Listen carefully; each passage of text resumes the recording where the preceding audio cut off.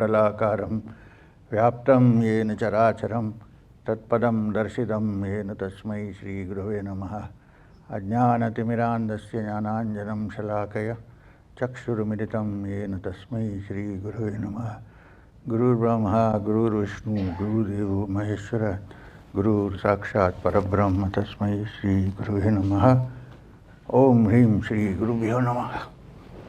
So, we are back here in Kuala Lumpur again.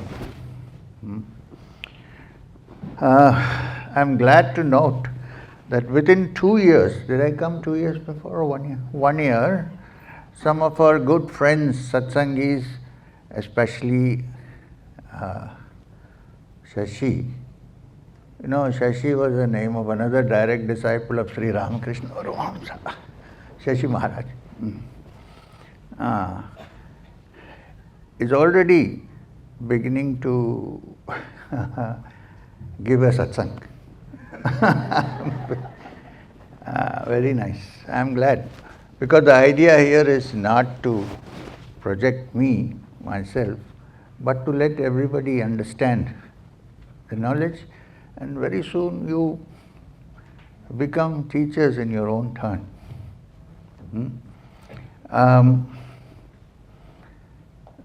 This is what Maheshwarnath Babaji always used to tell me. I am not teaching you to become dependent on me, but to stand on your own feet. This is what I want. That you stand, you don't have to give satsangs or lectures, but what I mean, I'm not talking about you, what I mean to say is that the idea of understanding God, of understanding the self, is not to become dependent on somebody, but to stand on your own feet. I mean, this was also Swamiji's message forever. So please remember this throughout, during my satsang, after my satsang, when you go home. Why? Because the ancient Upanishadic teaching, the mantra that comes from the Upanishad, which is Brahmanandam, Paramasugadam, Kevalam, Jnanamurtim, Dvandvaditam, Gagana Sadarsham, Tattvamasyaadilaksham, Ekam Nityam Vimalam Achalam Sarvadi Sakshi Bhutam Bhavatitam Trigunarahitam Sadgurum Samramami. The real teacher, Sadguru, is Brahman himself, the Supreme Brahman. Who is only, which you can't even say who, which is only one, which is without any mala, who is Ananda, happiness, Brahmanandam, Paramasugadam, Kevalam Jnanamurtim, only of the essence of knowledge. Dvandvaditam, who has no two opposites. You know, the problem starts when there are two. That is single, there is no problem. I'm not talking about what Swamini said, about being single. The problem starts when there are two opposing views. When there is one, there is no problem. So, ekam, one, nityam, always there. And things come and things go, but this is always there. Ekam nityam vimalam, has no malas, no impurities, absolutely clean. Such a Supreme Being, who the Vedas refer to, good news is the Vedas say, Tat Tvamasi, you are also that Supreme. So therefore, when the mind is absolutely quiet and calm and is not moving anywhere, when it is still, when there are no waves, no ripples, then there is, according to Patanjali for instance, the mind has disappeared. All the vrittis have been removed. In that calm, still mind, which becomes like a pure mirror which has been cleansed, the reflection there is not you, but the Supreme Being. Therefore, in all of us, in the depths of our being, there is a spark of the divine.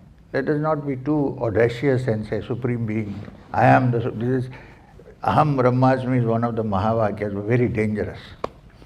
Because after saying Mahavakya, Aham Brahmasmi, one begins to think that the body is the Brahman. Where it is true, Sarvam Kalvidam Brahma is there, everything is Brahman. But we have our own little likes and dislikes, and still we say we are the Brahman. This is dangerous unless you reach the real realization of the Supreme Being. So you realize that deep inside us, all of us, not me only, there is a spark of the divine. You can say spark if you like, if you don't want to say the divine. The spark, a little spark of the divine. Therefore, all of us are moving, walking temples of God. And therefore, there are two approaches to the spiritual life, especially because we are all living in this world. Many of us are married, we are householders. Everybody cannot be a sannyasi. Although it's more a thing of the heart than of the outside, but still. Therefore, what was taken from the Upanishad and mentioned frequently by Swami Vivekananda was Atmano Mokshartha Jagat Hitaya Cha.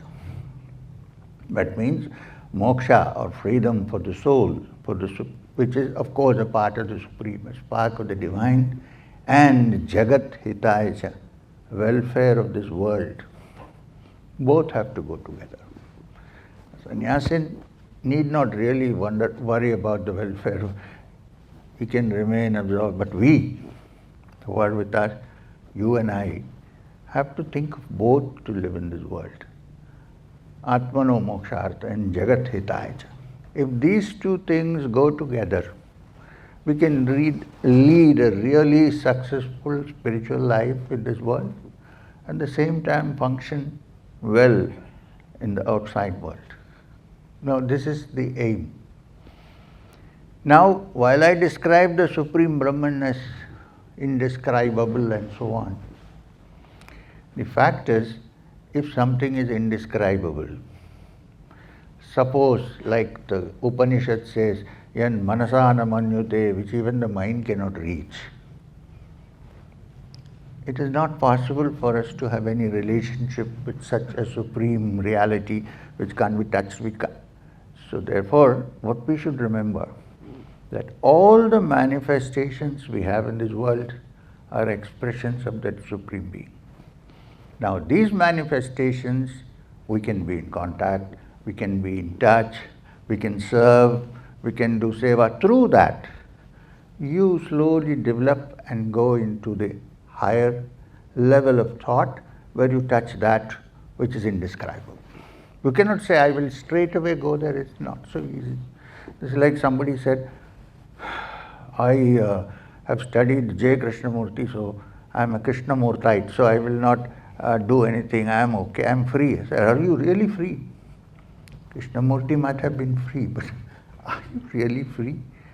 How can I be free when one day I get angry with something, then I get upset with something else, then I am cruel, and you're not.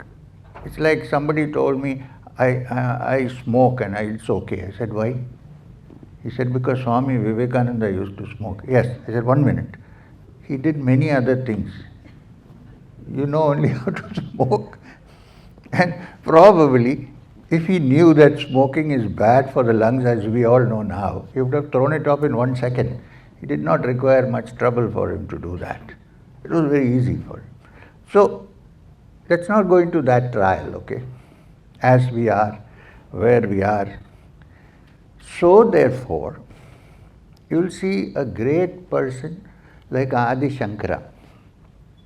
We don't find, at least in those ages when it first began, the understanding of Vedanta, there was no teacher who was a better exponent of Advaita than Shankar Bhagavad Adi Shankar. No person, I can't find anybody. Maybe his guru's guru, Gaudapada, was a great, but he was not a known teacher, mostly unknown. Then Shankaracharya, Adi Shankara, who is called Shankarat Bhagavat Pada, was a known teacher. In fact, I think he played a very important role at that point of India's history in maintaining the religious understanding and spiritual understanding of our country, from where I come from. But then please remember, because I come from India, it doesn't mean you're all different. The Upanishad saying is Loka Samasta Sukhino Bhavantu. The entire world is covered with that, not any geographical locality. So anyway, so why did I say that? I'm trying to engage you. Why did I say that? Adi Shankaracharya. Okay. So we are in Jagrata Avastha, right? Yeah, Adi Shankaracharya. So this great Shankar Bhagavad, who wrote commentaries on all the Upanishads, at least the principal Upanishads, which are 11 in number, and who also wrote commentaries on something which is so difficult even to start reading, which is the Brahma Sutras. What will you start with something which says Atato Brahma Jijnasa? Here we begin the knowledge of the Brahman. I mean, preliminary we don't know what we are doing. Such a great person. Commentaries on the Bhagavad Gita. Author of the Viveka Chudamani. So on and so forth. High Advaitic literature. Now this same person, this Shankar Bhagavad Pad, also has to sing Bhaja Govindam. Because people say, oh, that is some other Shankar. This is a very arbitrary thing. We cannot say that. Bhaja Govindam, Bhaja Govindam, Govindam Bhaja Mudamathe. I didn't say that. Shankara said, chant the name of Govinda, you fool. Samprapte sannihite kale nahi nahi rakshati dukrana karane. Your time is coming. Everybody has to go. When everybody has to go, get ready. Will you go and do all those grammatical constructions of the commentaries of the Supreme Peace? Or will you chant the name of Govinda and move forward? Because there is a misunderstanding that what you call wisdom path, jnana marga, is something to do with your brain, with your intellect. It's not true. It's as much to do with the heart. When I say heart, I'm not talking about the instrument that pumps blood. No, not that. When I say heart, as you say in English, heart of the matter, the inner being. This is very important. So, even if you are a Vedantin and you say Sarvam Kalvidam Brahma, everything is Brahman, then all the gods and everything that you worship should also be the Brahman. So why would you eliminate that? Because the mind by itself, the ordinary mind, which is not purified, which is not clear, whose vrittis are still existent, cannot touch that Brahman. Where the mind ceases to exist. But before that, the mind has to be engaged in the divine manifestations that have come down to us from ages before they step in and make us clear. It's not a human task. How can the mind destroy the mind? When thought itself is the mind, it can come only through grace, through something else, which I cannot explain to you. And if somebody says that we have to cultivate bhakti, I'm sorry to say, it cannot be cultivated. It's something that comes naturally. It's like a spark that suddenly blooms and then you know it. Till then, our amount of spiritual explanation, nothing will happen. And it happens from my understanding, it happens in two ways generally. One is through being physically with someone who has touched it. It is a very important, we all know Chaitanya Mahaprabhu, who of course was so involved in Krishna that he was always merged in Krishna. when he came out of, when he was in a trance and when he hugged people, that spark would ignite. He didn't reason with them and say, oh, it just happened. In the same way, if you read Swami Vivekananda's and Ramakrishna Paramahamsa's life, one day during the last stages of his life when he was very ill, Ramakrishna Paramahamsa Thakur went around touching everybody in the heart and saying, may you be free. Why? Because a spiritually evolved person, we're not talking about you and me, a spiritually evolved person is like a spiritual dynamo. It's like a magnet, a big magnet. And any iron pieces, which is you and me, who goes near, partakes of that magnet. You know that it happens in normal life also, in ordinary life, in physics, you also become a magnet. But it's a temporary magnet. When you take it off, after some time it goes off. Through continuous satsanga, it stays. And then you no longer need the magnet. You are free. You are a magnet of your own. You are a generator of your own. You are a dynamo in your own right. So this is called grace. So people say, oh, I am not, because grace has not come to me yet. And I always tell them, look, grace, what we call grace, is always there in this world. Always. We do not open the doors and windows to let it in. We do not. The whole process of sadhana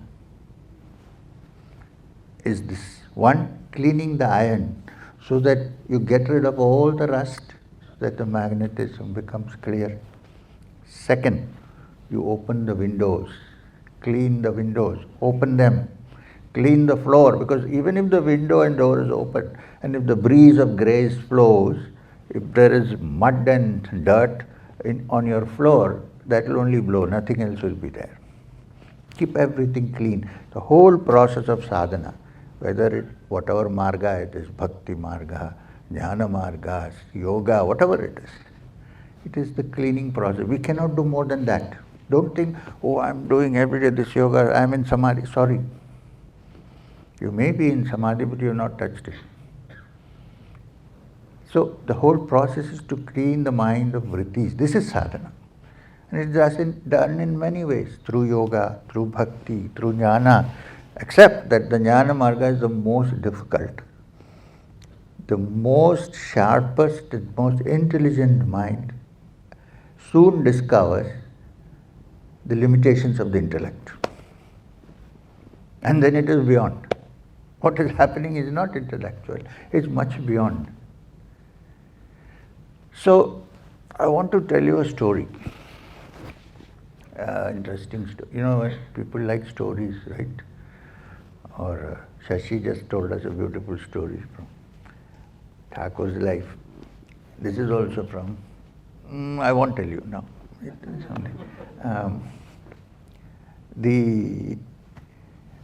In Bengal, in Calcutta, many, many years ago, there was somebody, another M was there. Another M. He was the one who wrote the Gospel of Sri Ramakrishna.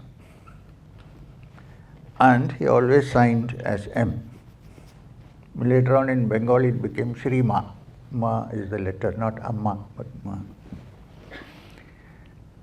So this person's actual name was Mahendranath Gupta. So he signed as M. And he was a headmaster of a school in Calcutta. Not headmaster, senior teacher in a school. And he was a member of the Brahmo Samaj. The Brahmo Samaj, in those days it was, even Swami Vivekananda and Narendra Datta was a member of the Brahmo Samaj at that time. It was a kind of thing which was spiritual, but did not believe in worshipping images and all these things. There is a God who is formless and so on and so forth, and you meditate and sing hymns. This is Brahma Samaj. Because you also lead a good life, which some people did not take it too seriously. It is more difficult. Anyway, So this Mahendranath Gupta was also a Brahma Samaji. Those days it was a fashion in Calcutta for all young intellectuals to become either communists or Brahma Samajis. No? So he was a Brahma Samaj. So what happened was, one day, something happened to Mahendranath Gupta which can happen to all of us. All married people, it can happen. What is that? He had a big fight with his wife. And my wife is also sitting. Had a big fight. And he was very upset. So he said, I'm leaving home. So he got into, those days, a horse buggy. You know, the buggy. And he was about to leave. Then he remembered that his very great friend, very close friend, had told him that there's a beautiful garden in Dakshineshwar. Go there. It's on the outskirts of the city. You go there to this garden and you can enjoy yourself. It's on the side of the river and you will be very happy. And by chance, you might even meet a Paramahamsa there. So he got very upset. He said, I am not meeting any Paramahamsa and all this. I am a Brahma Samaji. I don't believe in all this rubbish. And anyway, he left. Now exactly when he came near the Dakshineshwar gardens, the axle broke. Now what do you do if the axle breaks in a buggy? You get down. So he got down and he saw a beautiful garden. So he went into the garden. There was a bench there. He sat there. And then he was enjoying when he saw a person coming towards him. The thing is, you might have seen Ramakrishna Paramahamsa's picture in the later stages of his life, which is also kept in shrines. He has a beard. Those days he was clean shaved. And he was like, his face, they say, used to be very shining. And he saw this person coming from far. He didn't know who it was. And he was wearing a beautiful red bordered Bengali dhoti. You know, it's worn in such a way that it's so long. One part has to be put into the pocket. Okay? And he was wearing it was winter, so inside the white shirt, he was wearing a black coat, and wearing polished jutis, leather jutis. And he had just finished lunch and had a pan, so the lips were red. And this person came towards him and asked him, may I sit? He said, yes. He asked him, can I sit? He said, yes. Then he was sitting, then this man asked him, do you know if there is a Paramahamsa living here somewhere? He said, I don't know, maybe. You see, when you go toward the divine, the first thing that happens probably, not the first thing, sorry, the last thing is that the ego is wiped out. He didn't have a Paramahamsa. He said, maybe. And he sat down. He told him, you sit down, because he stood up. He said, Boshun, you also sit down. We will talk. Then he said, suddenly he asked him, do you believe in God with form or without form? So Mahendranath Gupta was wondering, why he is asking me? Anyway, he said, no, without form. Okay? He said, if your God is without form, okay, I agree. Great rishis used to say that and so on. But where does he exist? In some heaven? Or is he everywhere? He said, everywhere. Okay. Not any special heaven, no, everywhere. Very good, he said. Now, he said, you see there is a temple there. There's an image of Kali there, Mother. So if your God is everywhere, you must be inside that also, no? He said, you can't say anything, no, right? It's a very simple, logical question. He said, yes, he is there also. But very good. Then suddenly, Mahendranath Gupta discovered that he had just admitted something which he should not admit. So he said, that is true, But people are ignorant, so we have to make them understand that it is all pervading God who is all. He said, just stop. The problem with you Bengali, sorry, this is what Thakur said, is that you don't know a thing and you want to teach everybody. Sorry, all due respect, this is what Thakur said, I didn't say. Anyway, don't punish me for that. So, he said, he kept quiet. And then he got up and went off. He said, I'll never again come here, never see this man, because it's interfering with his belief systems, right? So I'm not coming. And he went off. Many days, many weeks passed. Just now, somebody was telling me about how people used to complain that there is an illiterate priest sitting in the room next to the Dakshineshwar temple and entertaining these young boys who used to come. They are singing songs. He used to show them, when he talked about how the Kundalini moves, he used to jump like a frog and show them. And so on. And it used to be like an intimate, not like the present classrooms. The students come, and the teacher comes and says, everybody keep quiet, sit down. No. This is why our education system has gone rotten. He sat down, people came, he said, oh, sit down. Oh, what is your name? Where have you come from? It was an intimate discussion. He knew everybody who came in. Of course, there were not too many people. Nowadays, with 100 or more children in a classroom, it is difficult. I understand. Few young men. I don't know for some reason why young ladies didn't go, but mostly young men. And he used to talk to them, joke. In the end, everybody got sandesh and rasgulla. That was the added attraction. That's why prasad is given, at least they will come for the prasad. Then gradually they will keep coming and then get the other prasad. Because in Sanskrit the word prasad also means shanti. Prasadam, shantam. So anyway, so one day Thakur used to tell them stories. So he told them, there was a priest in a temple who used to mix opium in the milk and keep it outside as prasad. So everybody drank and everybody came back. There was also a peacock. So the peacock came. Peacock is a proud bird with all that beautiful feathers and so on. So peacock came and tasted the milk one day. Then every day at the same time, the peacock used to come. By the opium. So everybody listened, good story and so on. Then he said, the peacock will come now. And it was a Sunday. They did not understand because Thakur, like many great avadutas and so on, sometimes said things which was not intelligible. They could not understand what he is saying. So they didn't get it. Last they understood, opium, peacock. The peacock will come now, so there's nobody. Okay. About 10 minutes later, M walks in. It's a Sunday.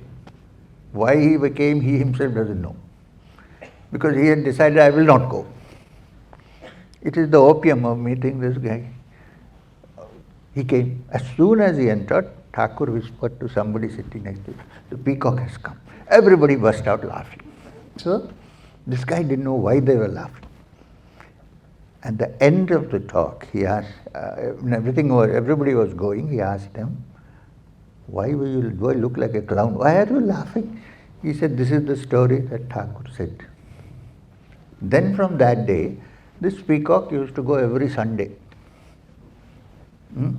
And listen to all that is going on. These are things that happen from the heart, although they go beyond the intellect. And to understand this, now I'm talking and you're listening, you need the intellectual mechanism, no doubt, required. But when it registers, why? This is why Swamini was saying about Sangeetam, Raga and all. The thing is, the entire truth of the Upanishads and the Vedas are called Shruti. as opposed to Smriti. Smriti is something you can read, remember tomorrow, memory also. And then you can decide. Shruti is that which you hear. Shrotra is the ear. So Shruti is that which you hear. Now the messages that the teachings that the great rishis received was through Shruti. They heard it. And when you listen to Shruti, if your mind is prepared already and clear and calm, that Shruti is like a seed that falls and immediately the plant sprouts. Shruti is listening, hearing. If there is a big crowd of 1,000 people and somebody sits down and says, Tat Tvamasi, nothing. You say, oh, it means Vedanta says you are that. That's it.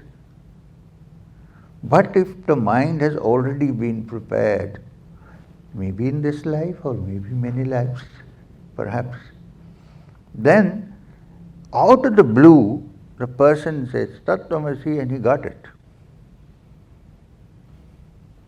You see, this is why it's called Shruti, because and you can't change it.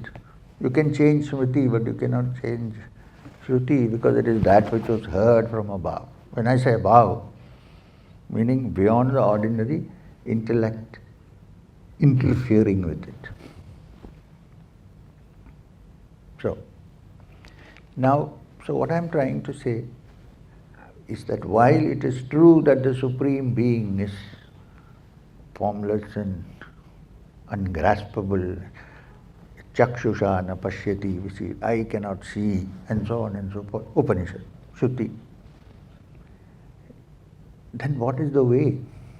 I feel that Shankar Bhagavad was quite right in saying, not right, I don't have to rationalize, but I'm saying that the heart has to open first before one understands this mystery of the Supreme Being. So, you should also remember that it was this great Shankara Bhagavad who also wrote the Saundarya Lahari, which is a hymn about the goddess. In fact, the beginning itself is clear that Shiva and Shakti are not two independent things. Shiva Shaktya yukto yadi bhavati shaktaha prabhavitam nache devam devo nakhalu kushalah spandittum. When everything is quiet, it's Shiva or Brahman, if you want to use the Vedantic word. If you want to use the Shaivism, the word in Shaivism, it's Shivam, Anandam, auspiciousness, peacefulness, Shivam. When it becomes active, when there is action, when it potential becomes kinetic, Shakti.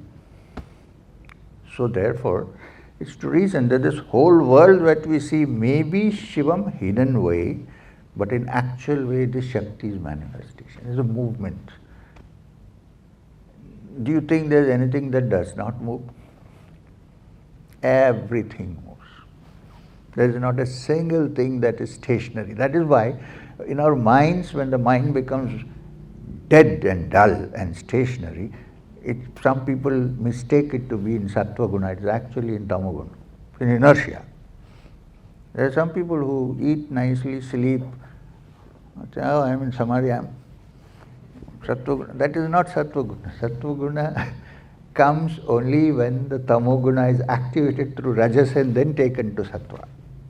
The other thing is inertia. It's not, it looks like it's silent and quiet, but it is not so.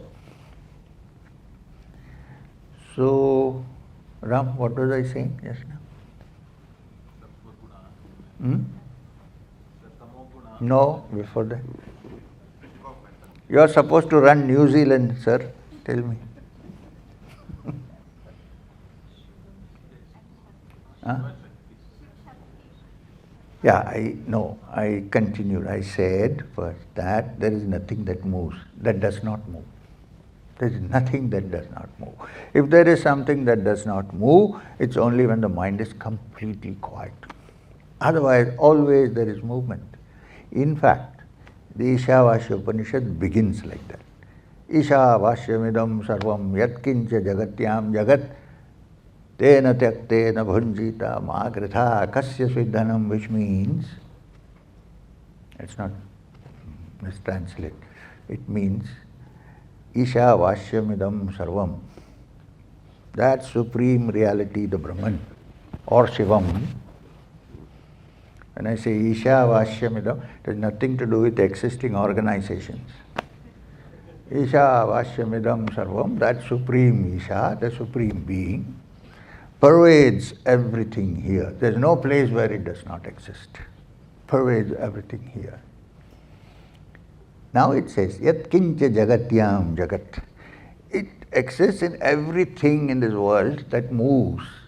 You know the word jagat, universe, is derived from the word jagatyam, that which moves. Everything moves. There is nothing that does not move. You would think that this is not moving. If you look closely with a microscope, first of all, you'll see many small creatures which you couldn't find out when you were cleaning. Apart from that, even the atoms move, the electrons move, there's nothing that does not move. And time. Because there is change, time moves. Right? 60 years ago, what we were, today, like Swamini said, when we look at the mirror, think that we are very beautiful, it's just changed, right? Then we have to take help from various other systems. And they are also thriving. So, anyway, so, yeah. And now you say all that is true. What about the mind? Do I have to tell you that the mind is always moving? Everybody knows. It's always moving. There is not 1 second when it stops. From the time we become conscious, it's moving. And one day when it stops moving, it will quit the body. Right? Like the breath. From the time we are born, even when we are inside, breathing is going on. When it stops, off ho gaya. In Gujarat they say off ho gaya. It's gone, finished. It's over. Now, I'll come back to that. So, the breath, but before that, let's go to this. So why did I mention that? Huh? Tell me. Huh? Mind is moving? Yes. Before that? Before that? Right. So, now, Ishavashyamidam sarvam yat kincha jagatyam, that's what we discuss now. Next. Tena tyaktena bhunjita magridha kasya svidhanam. Therefore, from childhood we are taught, gather for happiness. Unending process. Here is the Upanishad which is saying, Tena tyaktena, let go and rejoice.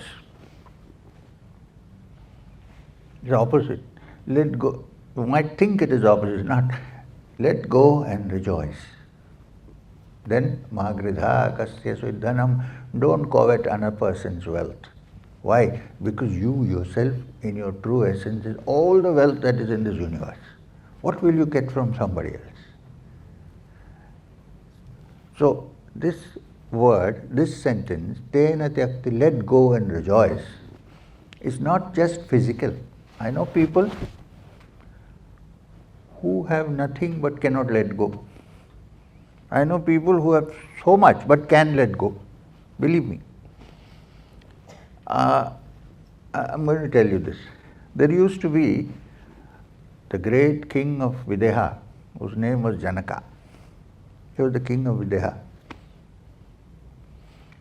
And his guru was Yajnavalkya. Till Ashtavakra came, his guru was Yajnavalkya. So, in the hermitage outside Videha, the city Videha, in the forest, Yajnavalkya used to have his classes, is satsang. And all the rishis and everybody used to come.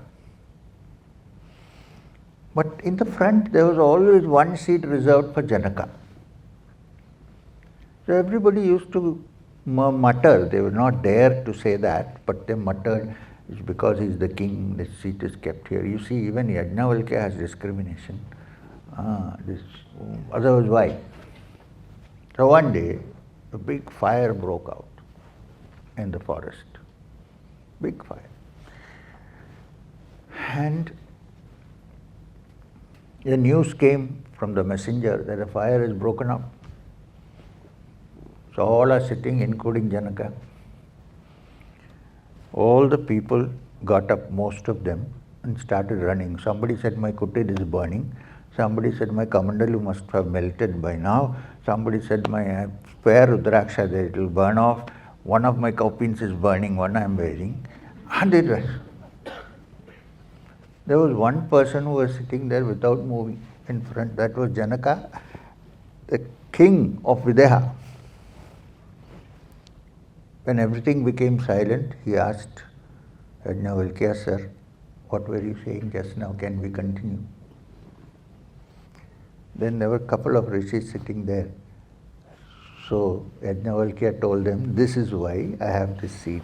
He is the most attentive listener among all of you, even though he is the king.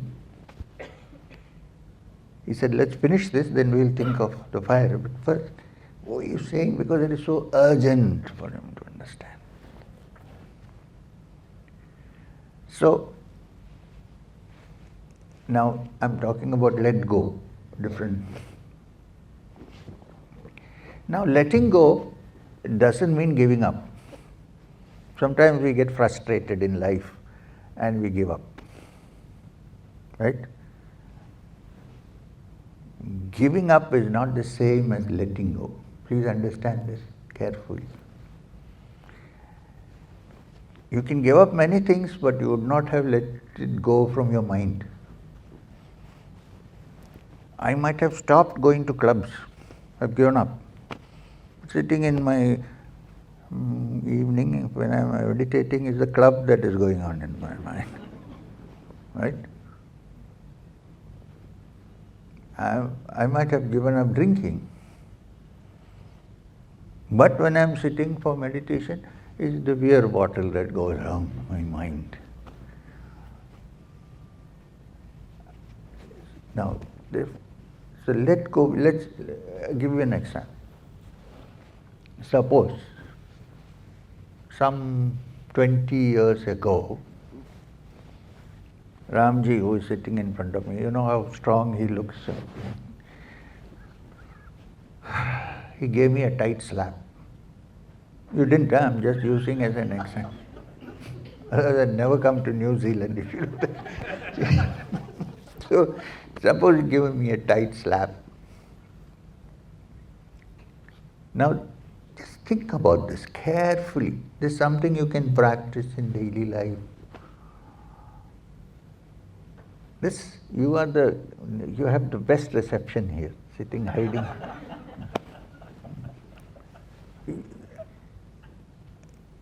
How long does Ram's slap last? Not that Ram's, this Ram's. 10 minutes, 1 hour, maybe. If it's too hard, maybe if my tooth went, it may take 2 days, but it's over. The actual act of the slap is over and done with. No, but it's not gone. Why? I'm carrying it in my mind, in my head. For years, 20 years, becomes a festering wound. I want to slap him back. Not possible, because people will say, oh, how can you do that? You're a guru, you're a, civilized person, this is not done, and so on. So I can't slap him. I won't do that. It's a story, okay? But and he keeps saying that, why don't you slap me once?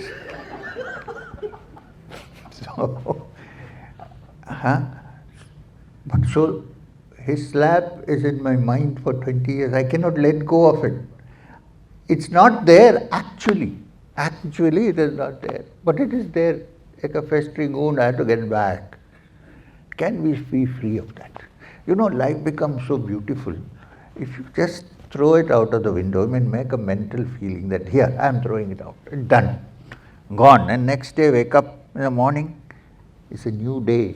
If we can do it in daily life, we can do it there in meditation. Otherwise, we sit down to meditate with great good intentions, but there are all these things hanging on us. If we can free ourselves from this, then you have touched the central figure here, which is the Supreme Isha, the Supreme Reality. Then the mind is quiet and calm, is not agitated anymore. So, now there is this problem, it's not so easy.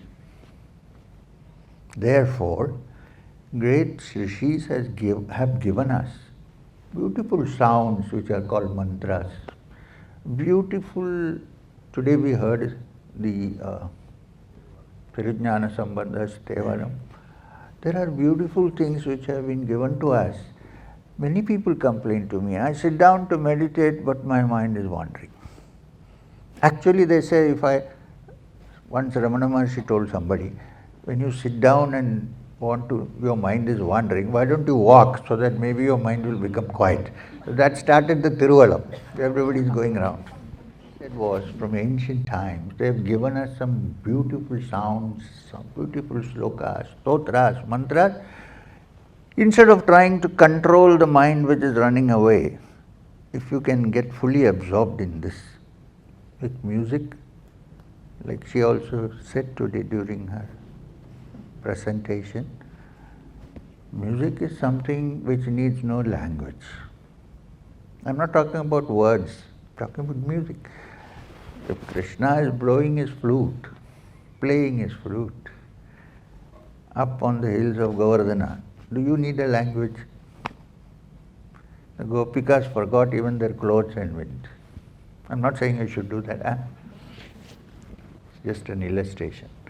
So, music needs no language. It's actually the link between this three-dimensional world and that which is beyond. We won't name it, which beyond. It's music. And pure music. Shabda, which falls automatically into Shruti. When pure Shabda happens, the Swarasthanas do not change. They are perfect. You don't have to do anything. Now, therefore, the chanting of the mantras or listening to music. Somebody came to me, I tried hard, I was doing, I don't want to mention what, this practice for so long, mind is always scattered, isn't it? I said, listen, do you have any interest in music? Yes. What do you like? But she was not an Indian. Of course, Indians, there are many non-Indians who love Indian music. Not that. She was not. Do you like music? Yes. What do you like? I thought if she's going to say rap or pop music, it's difficult now. She said, I like Beethoven, I like classical music. I said, good. I said, next time, don't meditate. Sit down in the evening, light some incense, pull your curtains, make it nice and cool, sit down, listen to Beethoven, put headphones so that you don't disturb. Because the husband will get up and say, hey, what's the noise going on? Put your headphones. You get absorbed in it. There is no language in it. The mind is fully absorbed. It stills itself. You're in meditation automatically. In fact, when I say I'm meditating, I cannot be meditating. Because you can do dharana, you cannot do dhyana. When I say I am doing dhyana, I am there. There is no dhyana.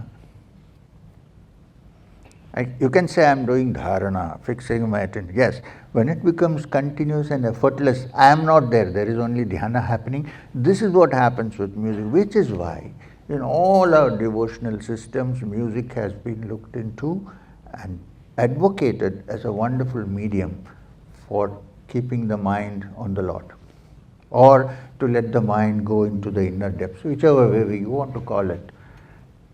So, this is and remember, That in the Gita, when Krishna describes his Mahimas,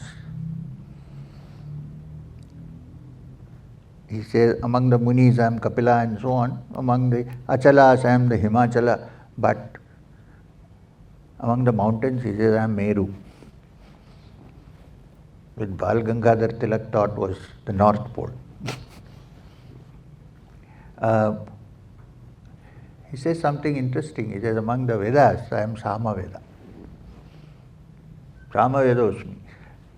Not Rig Veda, not Yajurveda, not Samavedosmi. What is Samaveda? All our music systems in India have come from the Samaveda.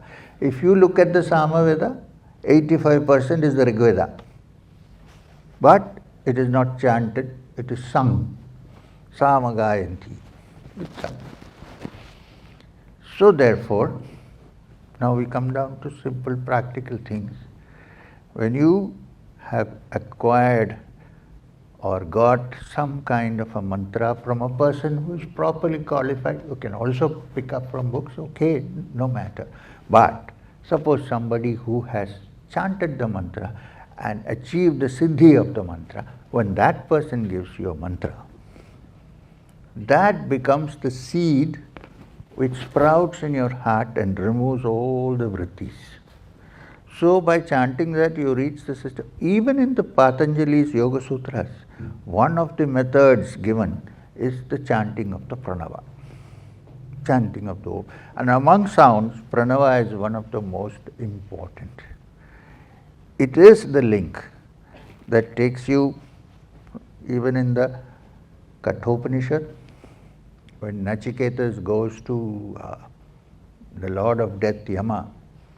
You know the story of the Kathopanishad, right? Huh? There is this young boy of 8 years whose father does a big homa or sacrifice called Vishwajit, that he wants to win the whole universe. Now, this boy is watching the whole process, and his name is Nachiketa. Now, please remember the Sanskrit meaning of the word Nachiketa means Nachiketa, one who does not know. Now, that is a good beginning in the spiritual practice. Good to start saying, I don't know. Very difficult. Upanishad says, he who does not know knows, and he knows not. Which means the mind is open. I haven't crystallized myself. I know. No, it's clear. Nachiketa is one of those little boys whose mind has still not been spoiled. And he is watching this whole thing. And after the yajna, the father, the rishi, is giving away cows as gifts to those Brahmins who came for the sacrifice. And this boy is watching, and his father is giving away. Please read the Kathopanishad, it's very interesting. Cows which are old, which have no milk, which are lame, which are blind, things which you discard. This is what he is giving as a gift in the sacrifice. So, like Swamiji mentioned the word Shraddha. Shraddha enters into Nachiketa. When you say Shraddha, it has many meanings. One, it means to understand that there are many things beyond ordinary logic. Second, it means attention, one-pointed attention. Third, it means the faith, which makes you think that the right thing is the truth and nothing else.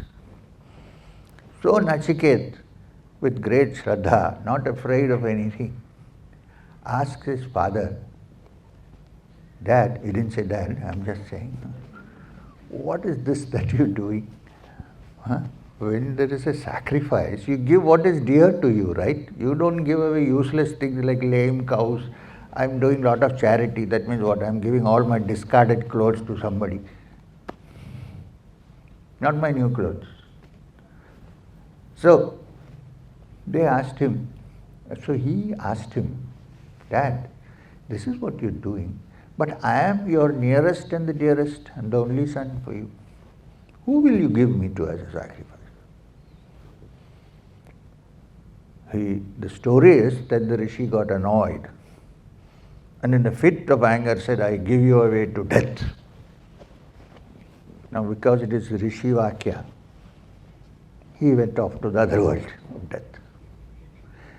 Now that is one interpretation. The other interpretation is, he didn't say in anger, he said, this is the right boy to understand the truth, therefore let him go to the Lord of Death. And he said, go, I give you away to the Lord of Death. So the story is, this young brahmachari Nachiketa goes to Yamaloka, and it was a sudden happening. Even Yama doesn't know this boy is coming. He has gone to look for some other soul. For 3 days, poor Nachiketa has to wait in the waiting room of Yama in his office. Of course, Chitragupta, the receptionist, said, sit down. No, 3 days later comes Yamadeva. He is very unhappy, agitated, touched. Here is a young brahmachari with a shining face sitting here waiting. Atiti, he's a guest. Devo Bhava, he's like God. I haven't asked him whether he wanted water or food or nothing. I've left him sitting like this for 3 days. Even the Lord of Death respects that. Huh? So please, human beings, please think how to treat your guests. So, he says to Nachiketa, 3 days you have waited. I'm very sorry. I put my hands before you. For compensation for having made you wait here for 3 days, ask me for 3 boons, and I will give them to you. Nachiketa is, of course, like a young boy, asked the first boon. He said, sir, when I go back, may my father be not angry and receive me, my first boon, and recognize me. Now I've read many commentaries on this. Recognize, why the word is used? Because he is meeting the Lord of Death face to face. You can even change fully when you do that. Maybe his father will not recognize him. So he says, may he recognize me and accept me and not be angry. Done. Easy. Second, some people say there is heaven, where you can live and enjoy the fruits of your good karmas, where you don't visit except when you decide now they have finished their fruits. Can you tell me some way to reach that heaven? Yama says, done. Not only that, he said, I'll give you one more extra boon. There is a sacrifice, the fire that takes you to that loka, Sarga Loka. From now on, that yajna will be called Nachiketa yajna. I name that yajna, your name. So, one extra boon. He's thinking that he might divert him from the third boon.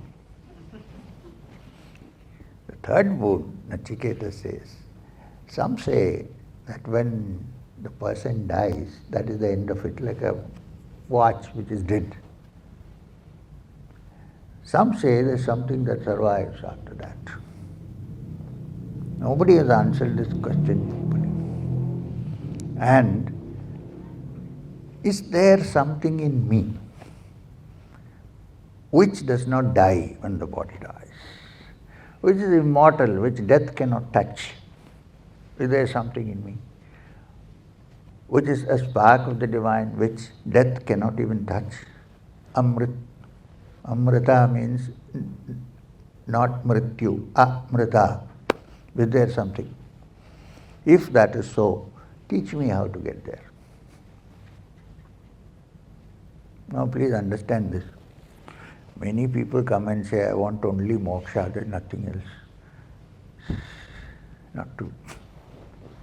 If you look at the hundreds of emails I get every day. It's about various other things.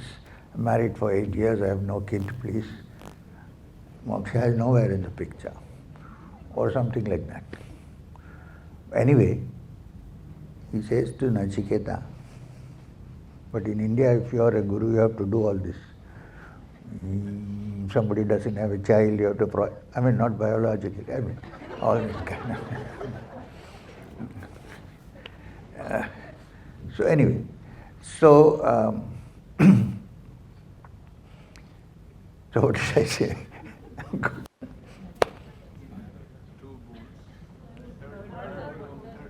Now, this third boon, you know what he asked? I just now said, please tell me how to find that essence in me where you cannot touch. Amrit, immortal. Now, this is a serious question. Emma wants to test him to see if this is he really is serious or he's just asking like that. So he says to him, look man, I will give you anything you want. I have the power to do that. Don't ask me this question. Please free me from this bond, because I said I will give you 3 boons. This question, can you please not ask? I will give you the wealth of Tripuras, the 3 worlds. I will give you wealth which is equivalent to what Kubera has, a lot of wealth. I will give you bands and elephants and dancing girls and musicians to play. I will give you all this. Don't ask me this. Spare me, because I promised. So Nachiketa says, if it is so important that you want to give me the whole world and don't want to give this, then I want only that. I don't want anything else. This little boy, I want only that. Please answer my question. So finally, suppose you come to me and you say that, sir, I want moksha.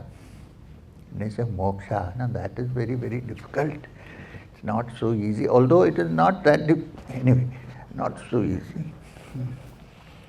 So, I have a Rolls-Royce silver Ghost or whatever it's called outside in the garage.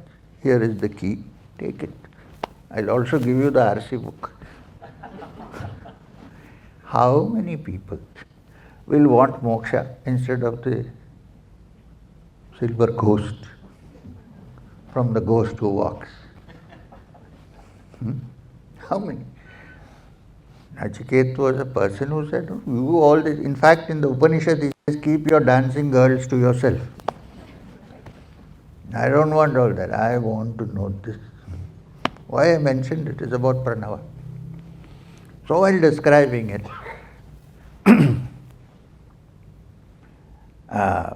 Yamadeva says to Nachiketa, that thing which you seek is your inner being, size of a thumb, which lives inside your hridaya, in your heart. That is your reality, not this Nachiketa, which stands before me. Find that. When you find that, that is your true essence. There is no birth and there is no death for it. It is always there, existing. Find that. That is the supreme reality. And then Nachiketa asks him, you have said that, but how do we get there? He says, the best tool is the pranava. We read it in the Kathopanishad.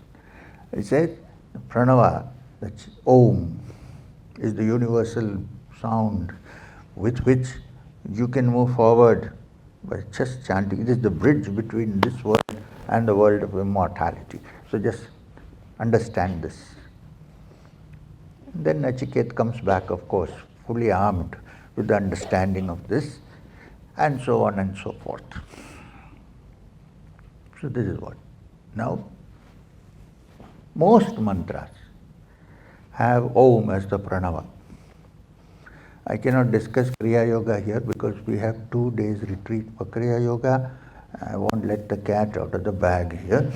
So, I'll keep that up my sleeve. But still, we have many important mantras which have come down to us from the rishis, which always have a pranava at the beginning, which is Om. Om Namah Shivaya. Swami said Om Namah Shivaya. Okay. Om Namah Shivaya. Om Namo Bhagavate Vasudevaya. Om Namo Narayana. And many other Om. Even the Gayatri. Om Bhurvuvah Swaha starts with Om. So this Om, even in pure chanting of Om, even those pure Vedantists who don't believe in any of this stuff, Brahma Satyam, Jagat Mithya, they also chant the Om. Om Pranava Upasana is an important thing for everybody, all of them. Now we have a great mantra which I did not mention but which has come down to us. Om Namah Shivaya. I mentioned once, but the beginning actually. Now this Shiva, although in the Puranas and so on, and all the great Nayanmars have sung about Shiva, and also in the Tirumandiram, Tirumular has beautifully sung devotional songs about Shiva. But in true essence, Shivam is none other than your inner self. Which is why Shankar Bhagavatpad, when he wrote the Nirvana Shataka, instead of saying, I am Brahman, he said, Chidananda Rupaha, Shivoham, Shivoham.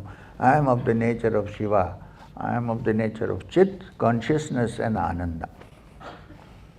You know that the great temple of Shiva in the Tanjore is called Chidambaram. Chit means consciousness. Ambaram means clad in consciousness. There is nothing there. There is no deity there actually, if you look. For puja purposes they put up something, but it is pure consciousness. This is Shivam. But it's too early for everybody to start saying Shivoham, Shivoham. So it's good to approach as a person who is worshipping Shiva, and then and don't come to the conclusion, therefore then I will become, no. Then when Shivam wills it, he will become you. Let's put it that way. Don't get too arrogant about it. Somebody said Shivoham, Shivoham, okay. Shankara Bhagavatpad said, all right. We have not yet come there, but the approach is through different ways. Then the Panchakshara itself is a great mantra, Namah Shivaya. There are different combinations in the Shaiva Tantras also how to place it for different purposes. Shivaya Namah, Namah Shivaya, and with other Bijaksharas, Om, Om, Bam, Vaya Namashi, and so on. There are different combinations which you need to learn from, but doesn't matter. If you have pure devotion and you want only Shivam, then chant Om Namah Shivaya regularly. Well, in our practice, we have also been taught how to use it in the different centers, the chakras, with each akshara fixed in one place and so on. But that is technical. We will probably discuss that with the Kriya Yoga retreats at that time. So, the beginning is to understand that we are not what we think we are.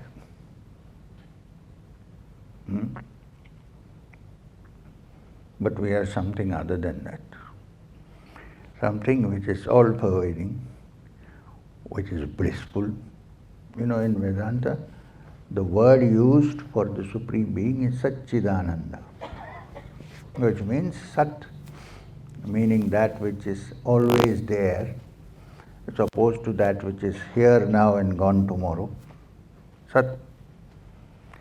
Then Chit, meaning it is of the essence of consciousness. It's not inanimate. It's not a padartha. And Ananda, meaning all the bliss and happiness that we enjoy, even in this world, is only a small part of that. In its true essence, it is all-pervading Ananda. We call it Anantam Anandam Brahma, that which does not end. Therefore, in this world also, what we seek is that happiness. So we think we are looking for it in some other thing, but actually deep down the mind knows that there is in us somewhere a Paramanandam which it is trying to seek through the outside world. You just need to reverse your direction and look for it within. That it is natural to search for happiness. You cannot do anything about that. It's built in. But when we remember that which we seek is actually that which is inside us as the true essence of being, as Shivam or as Brahman, and then you have changed the track. You're still seeking happiness, but you're seeking the thing that is Sat, which is always there and which is conscious. Now, in the Brahma Sutras of Vyasa, Veda Vyasa, instead of Satchidananda, the word used is, not word, the description is Asti Bhadi Priya.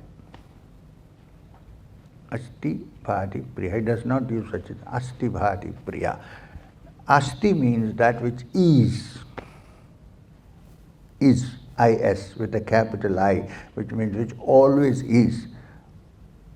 While in this world we are here today and gone tomorrow, everything disappears, but which always is, Asti.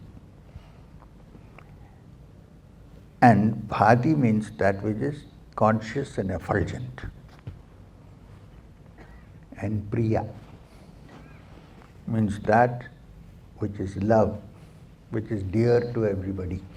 In the Brihadaranyaka Upanishad, there's a whole chapter, Yajnavalkya telling his wife Maitri, you love your child not because of the child, but because of the Brahman there. You love the husband not because of the husband, but because of the Brahman there, the Atman there. All attachment, all love is actually a manifestation of this Priya. And the Priya word, I don't have to expand, no? Even Bollywood, Hollywood songs are there. I mean Bollywood. Oh Priya, oh Priya. Priya, that which is dear to us. Now the greatest thing that is dear to us is your own self, which is a spark of the divine. So whenever you express any love for anything, believe me, you are actually directing it towards the Supreme. The direction is different. If you turn from Prakriti to Nivritti, then you have touched the spot. Believe me, you don't have to change your hairstyle, change your clothes, nothing. It's a change of the mind. Of course, there is an advantage in wearing saffron clothes and becoming, because nobody will come to you on a Sunday and say, hey, let's have a beer and discuss about the Atman. Yeah. Nobody will do that. That is there, of course, I understand. But apart from that, it's a sign that, look, I'm not interested. But then today you also need somebody who will sit on a Sunday and have a beer and discuss these matters. I'm not saying myself. So, this is where we are.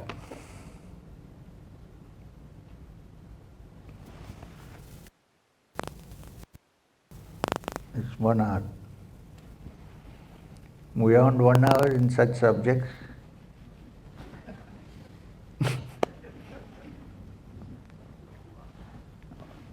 Om Shanti, Shanti, Shanti, Hari Om.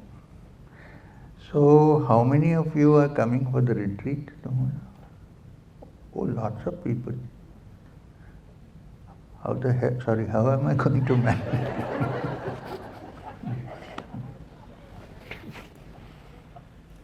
How on earth, sorry. So, do we have anything else? No? So we'll have no question answer session this time, because I think you might have answered your questions by now. I hope. uh, so let's hope and pray that you reach. Last before I stop. Sorry. You have heard of this great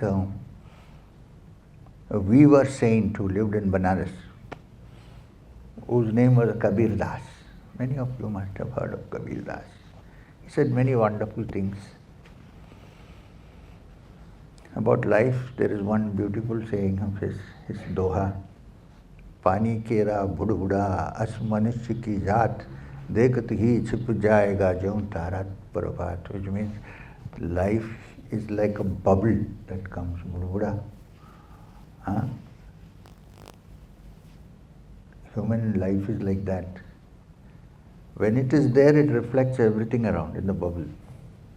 In a second, the bubble is burst, just like the twinkling of the star. One moment they are gone, the other. One moment, this is life. Now, I'm not saying that. I'm going to say something which is connected to how we ended today's satsang. He said, there is something called a kasturi mriga, a musk deer. It lives in the Himalayas.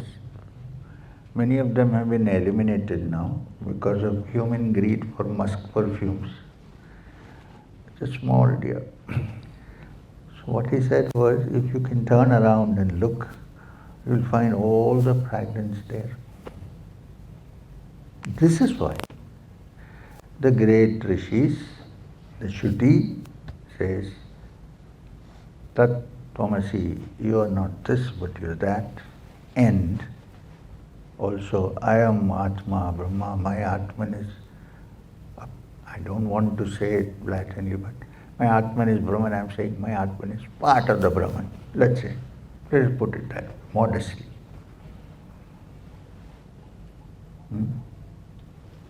You love Shiva. You're not Shiva yet, but you love Shiva. You cannot love Shiva as much as Shakti loves him. This is not possible. But you keep loving till Shiva embraces you. Then there is only Shivoham. Shivoham, there's nothing left. And the fragrance. Believe me, even when you go a little deep into meditation, it becomes fragrant inside. And this fragrance, to spread around the world to those who are willing to listen, is the terrible job that Maheshwarnath Babaji is given. Which is at 75 I'm running around. No, I'm sorry, I don't mean any disrespect, but thank you. Narayana Hari.